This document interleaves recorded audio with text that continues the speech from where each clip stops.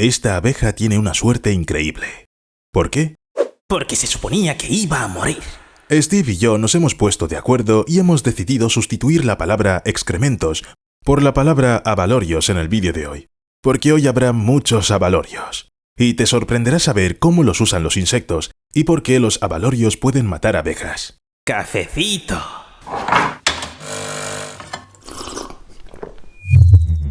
¿Cómo se llama una situación en la que no vas al baño durante al menos unos meses? Pues si eres una abeja, esa situación se llama invierno. Y es que las abejas son insectos muy limpios y observadores del orden en su colmena natal. Por eso no defecan en la colmena, sino fuera, casi siempre al vuelo, o en las flores donde recogen el néctar. A veces las abejas no consiguen llegar a la flor, y entonces aparecen estos rastros en las paredes exteriores de la colmena. De todos modos, en verano no suele haber problemas. Pero, ¿qué ocurre en invierno? Si la abeja quiere ir al baño y hace frío fuera, la situación se vuelve mortal. Solo puede haber dos resultados. En primer lugar, la abeja sale y hace sus necesidades, pero corre el riesgo de morir de hipotermia. Como las abejas no pueden volar largas distancias a temperaturas en torno a los 10 grados, si vuelan demasiado lejos el insecto puede enfriarse y no volver a casa. La segunda opción es que la abeja defeque directamente en la colmena, pero nadie limpiará después. Solo las abejas reinas tienen derecho a esparcir sus abalorios en la colmena. Pero por eso son reinas. Tienen a alguien que las limpia. Otras abejas, en cambio, no tienen acceso a este servicio. Su comportamiento antihigiénico puede provocar la rápida propagación de enfermedades y la muerte de toda una colonia. Por eso las abejas han desarrollado la capacidad de aguantar durante meses. No les queda más remedio. Pero imagínate lo felices que se ponen cuando llega la primavera. ¡Por fin! ¡Hace más calor! ¡Podemos hacer nuestras necesidades! Solo las abejas enfermas terminales pueden permitirse la inaudita, para los estándares de las abejas, desfachatez: defecar dentro de la colmena. Y sí, esto también es mortal porque la enfermedad se propagará más rápido. De todos modos, solo las abejas sin manera de salir en absoluto pueden defecar en la colmena. ¿Y la reina? ¿Has visto reinas de abejas? No tardan nada en salir, hacer sus necesidades y volver a entrar. Por cierto, se puede ver los abalorios de las abejas como pequeñas manchas amarillas en la superficie de los objetos. Los residuos pegajosos parecen pequeños hilos o manchas de color amarillo mostaza. Para no tener que aguantarlo durante meses, solo tenían que organizarlo de forma inteligente, como las hormigas. Aunque los nidos de hormigas se parecen a las colmenas en algunos aspectos, tienen una diferencia importante: los retretes. Un equipo de investigadores que estudió los patrones de defecación de las hormigas descubrió que a los insectos les gusta defecar en determinados rincones del nido. Y eso sorprendió a los científicos, porque normalmente sacan todos sus desechos fuera y los tiran lo antes posible. Suelen ser cadáveres y restos de comida. Entonces, ¿por qué las hormigas hacen una excepción con un tipo de desechos? ¿Qué estás mirando? Finalmente, los científicos llegaron a la conclusión de que si los abalorios... Steve, empiezo a pensar que esta sustitución de palabras fue una mala idea. Pues si fueran muy peligrosos para las hormigas, se desharían de ellos, pero aparentemente son residuos no peligrosos, o tal vez son necesarios para algún propósito, solo que no sabemos cuál es ese propósito todavía. Pero hay algunas posibilidades. En primer lugar, las hormigas pueden extraer ciertos elementos del montón de abalorios para alimentar a las larvas jóvenes, que requieren un conjunto de nutrientes diferente al de los adultos. En segundo lugar, las hormigas pueden utilizar los abalorios como fertilizante para fomentar el crecimiento de hongos. Sí, por si lo habías olvidado o no lo sabías, muchas especies de hormigas cultivan y cosechan hongos para alimentarse. También es posible que los montones de abalorios tengan propiedades antimicrobianas. Algunos insectos en general utilizan productos de desecho como defensa o material de construcción. Las termitas han ido aún más lejos. Según los investigadores que estudian de cerca las termitas, estos insectos fabrican una especie de antibióticos naturales a partir de sus propios desechos. Y los antibióticos, a su vez, hacen a las termitas invulnerables a las armas biológicas que la gente ha estado utilizando contra ellas durante 50 años. En el último medio siglo, más de 125 grupos de investigación de más de 35 países han intentado desarrollar hongos y bacterias para combatir a las termitas, pero todos han fracasado. La razón es sencilla. El 70% de las bacterias de abalorios son activas contra una amplia gama de infestaciones diferentes. En este sentido, las termitas son incluso algo parecidas a los humanos. Las bacterias del intestino humano también protegen contra muchas enfermedades diferentes, solo que en los humanos esto ocurre en el interior, mientras que las termitas han conseguido sacar todo el proceso al exterior. Y sabes, estaría bien que los humanos aprendieran a defenderse también contra todo tipo de infestaciones como lo hacen las termitas, porque la humanidad utiliza demasiado los antibióticos cuando podría prescindir de ellos. Se calcula que en 2050 la resistencia a los antimicrobianos matará a 300 millones de personas y costará 100 billones de dólares a la economía mundial. No son muy buenas noticias. La escasez de nuevos antibióticos y las infecciones multiresistentes están alarmando a médicos y pacientes, y se teme un apocalipsis antibiótico. Y aquí es donde pueden entrar en juego las propiedades de los desechos de los insectos. Podrían resultar útiles en el descubrimiento de nuevos fármacos antimicrobianos y probióticos. Imagínate esos titulares en los periódicos. Los abalorios de los insectos han salvado a la humanidad. Si realmente escriben abalorios, me voy a reír muy fuerte. Y este avispón ha encontrado una colmena de abejas y va a atraer a un montón de sus voraces parientes.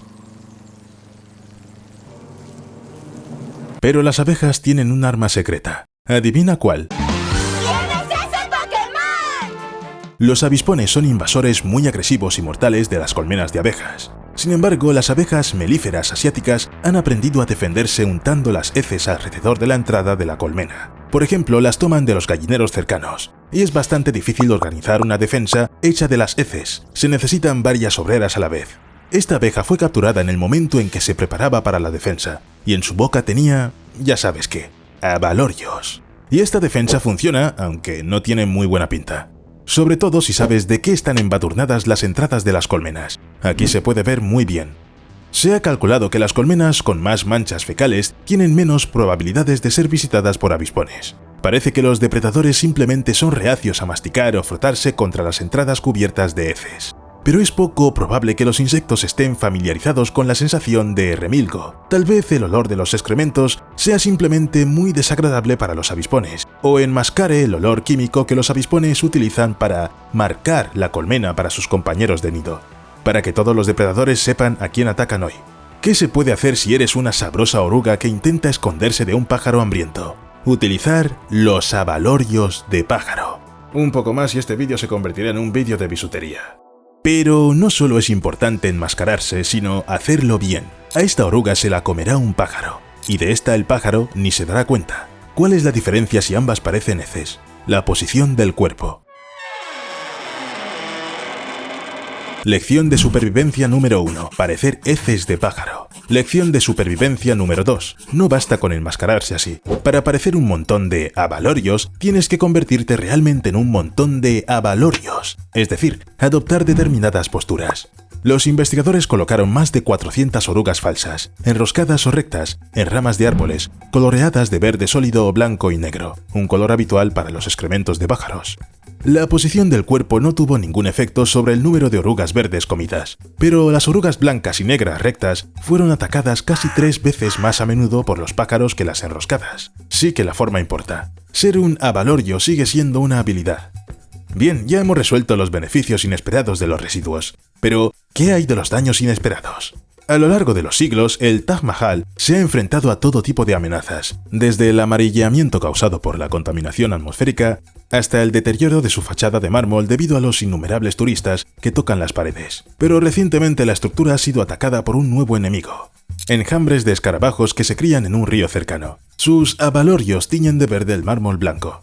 Normalmente los insectos voladores son devorados por los peces que viven en el río, pero una combinación de contaminación y sequía ha matado a muchos de los animales que antes vivían allí. Mientras tanto, la proliferación de algas y las cenizas del crematorio que se vierten al río han proporcionado abundante alimento a los insectos. Y ahora no se trata solo de pequeños grupos, sino de enjambres enteros que zumban. Cuando sobrevuelan el Taj Mahal, sus residuos verdes clorofílicos manchan las paredes blancas junto con la cúpula. ¿Cuál parece ser el problema? Bastaría con limpiar el mármol. Pero no es tan sencillo.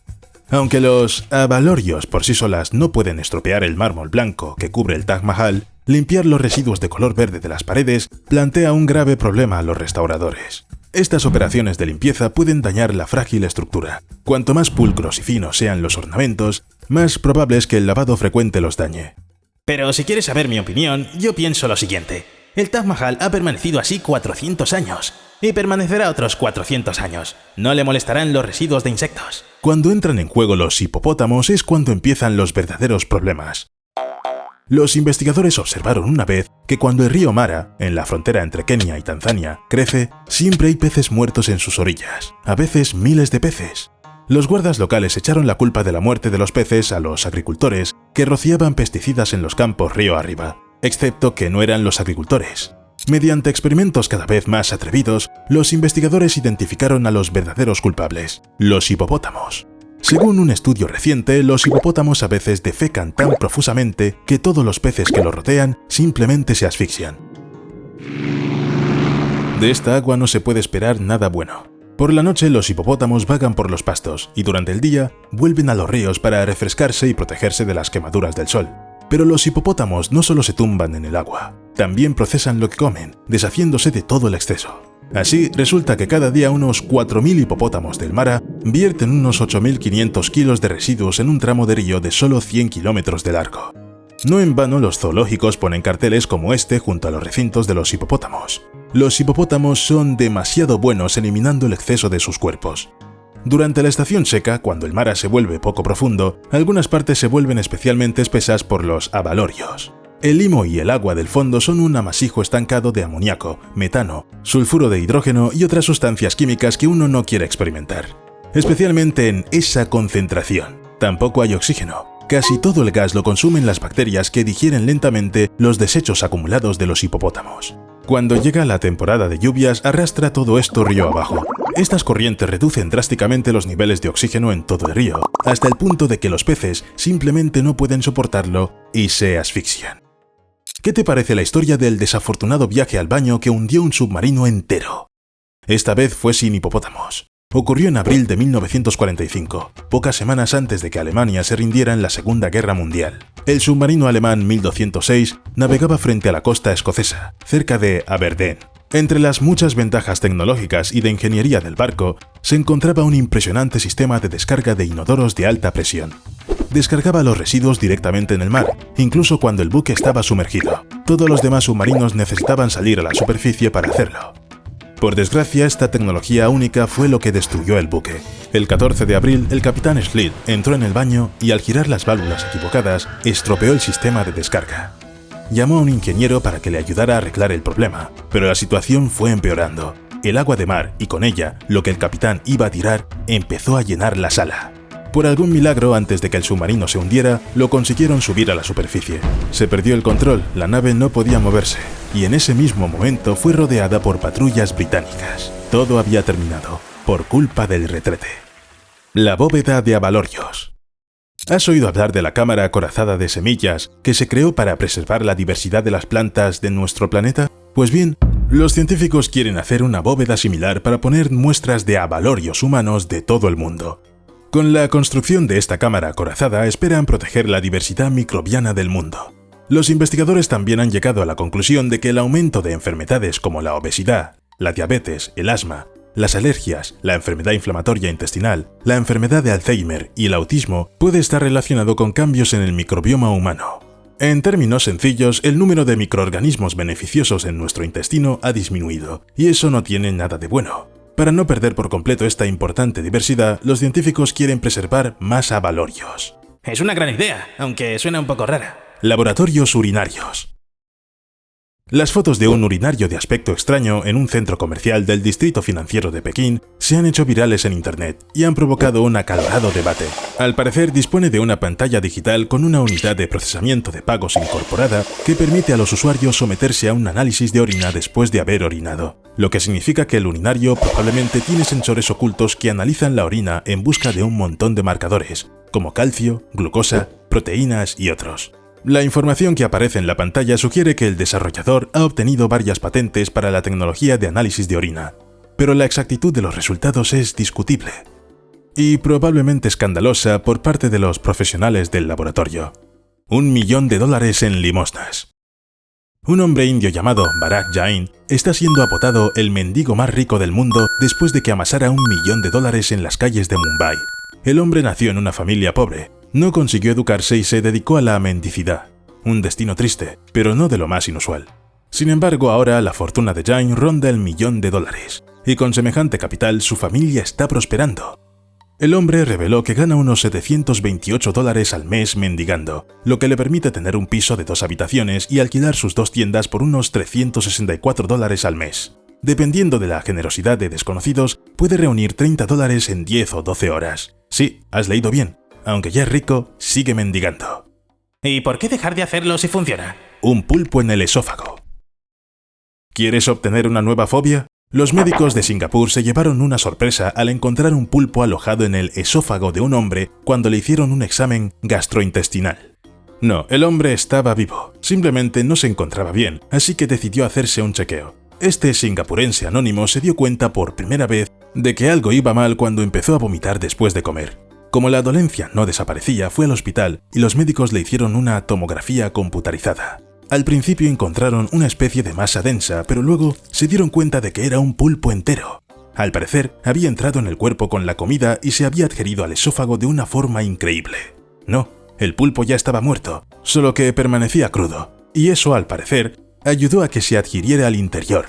De todos modos, costó mucho sacar al animal con forceps, después de que varias otras técnicas no funcionaran. La buena noticia es que el pulpo fue sacado. La otra buena noticia es que no comeré pulpo crudo en mi vida. Hasta luego.